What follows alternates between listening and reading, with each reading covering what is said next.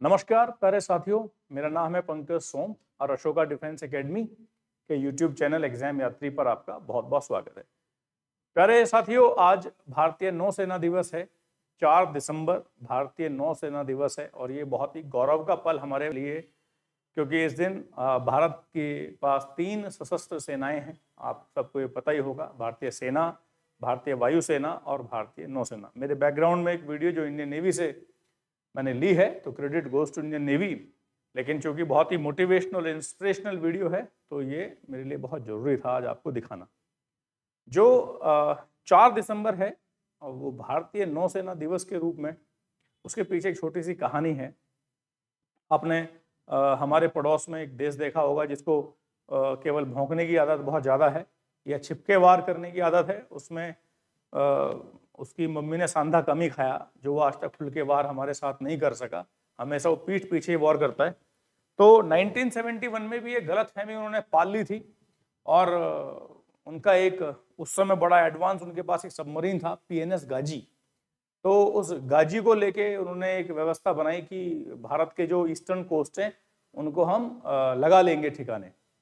लेकिन ये सपना ही रह गया।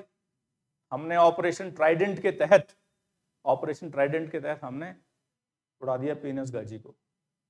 PNS गाजी की कब्र हमने बना दी।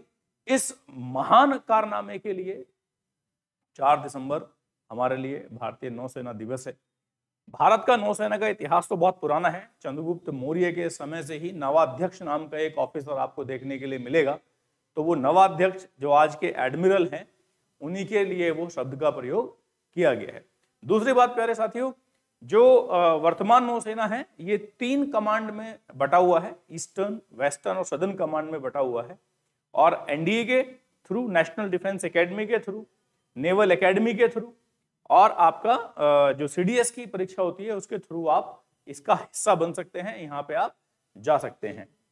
अब जो सबसे महत्वपूर्ण बात है भारतीय नौसेना के मामले में, अभी हमने कलाम 4 को टेस्ट किया है। आप सबको ये जानकारी होगी ही, 27 नवंबर को हमने टेस्ट किया है और भारत एक अग्रिम पंक्ति में खड़ा हो गया है कि हम अब न्यूक्लियर बॉम्ब जो है वो सबमरीन से भी लॉन्च कर सकते हैं।